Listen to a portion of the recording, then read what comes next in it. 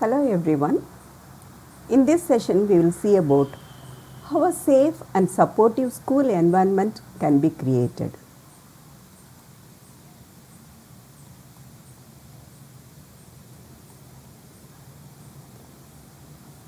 School is a place where children spend large proportion of their time and they learn their value systems, cultural practices and social behavior also in school.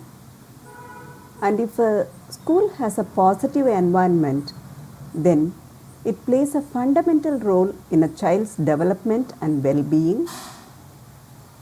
It will impact their feelings of self-worth and self-esteem, and it will build foundations for the rest of their lives. So a positive school environment is very, very important, and it should also be safe and supportive. As you can see in the picture, there are many factors that are responsible for ensuring safe and supportive learning environments. Government is one, schools, that is the authorities, then teachers, students, all have a legal and moral responsibility to keep every child safe in school. And if there is this lack of safety, all of you know about Maslow's hierarchy of needs, and safety needs comes as one of the basic needs. And if this safety is lacking in schools because of rigid traditional gender role expectations from peers and teachers, then it will result in discrimination. And if there is discrimination, then it will affect the academic success of the students, and it will reduce the ability of students to fully participate in school life. So safety is a very essential component of school life. And violence in schools, you may be wondering how come there is violence in school of all the places, but school related violence is a pervasive issue in some countries, and often it's a result of gender norms and stereotypes. So if we analyze the reason for school related violence, then mostly it is something to do with gender stereotypes. And these acts of violence can be physical, psychological or even sexual, and it can occur in many places like the school grounds, in transit, that is in transport, in school buses or in cyberspace even, and it is enforced by unequal power dynamics, and it disturbs the mental health of students and also their behavior patterns.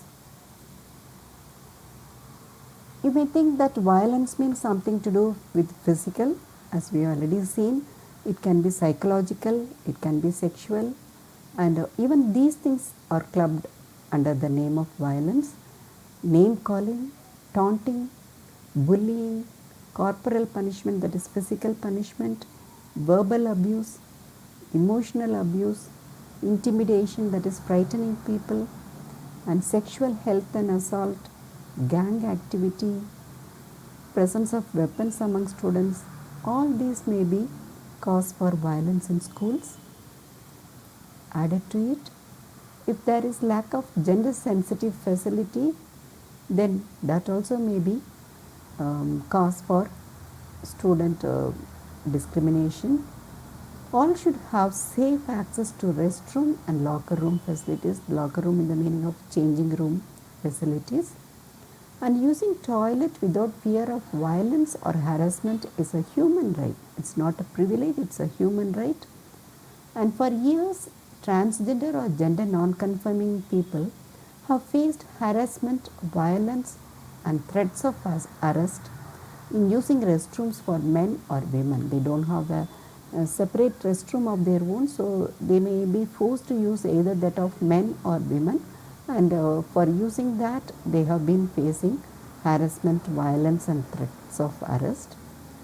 And bullying often takes place in toilet blocks as teachers are less able to interfere there, and in the present day, the growing number of gender neutral restrooms, it's for all the people, not male or female, transgender or anyone in particular, it's for all the people. In school transport, already we have seen during transit also violence can happen, and students need to feel safe on the way to and from school to learn to their full academic potential. If they feel that their security is threatened, then they may not be able to learn anything with a peaceful mind. Gender-based violence and sexual harassment happen while traveling to schools in many cases. This affects the students' health. They miss classes, their attendance gets affected, and their participation in schools also get affected. Considering the don'ts, what we should not do for creating a safe environment. First thing is silencing of LGBTQ voices within classrooms and curricula. It's a form of oppression. So school is a place where everyone should be included, and it should not be silencing the voices of one group of people. That is an indirect form of oppression. And students should not be pressurized to alter their gender expression. So whichever way the students want to express their gender identity, they must be permitted to do so. If there is a pressure to change their gender expression, then it's not the right thing. And in most cases, people are pressurized like that because other students react in a disturbing manner. So if one particular student behaves in a different way and they express their identity in a different way, then other students get disturbed. So mostly there is pressure on the transgender student to change their ways, but that is not the right thing to be done. And do not enforce automatic transfer to another school. So that also results in automatic transfer of the child to some other school, but instead of that, transfer should be granted only for the protection or personal welfare of the student. Otherwise, it will result in depression and anxiety in the classroom. And what are all the school board should do?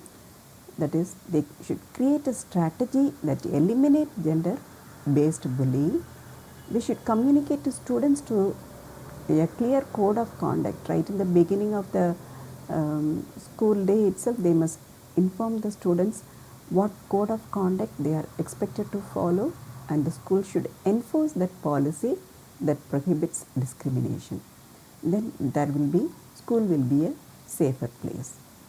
And in case of discrimination, in case of violence, what actions can be taken? What all actions can be taken, we'll see here.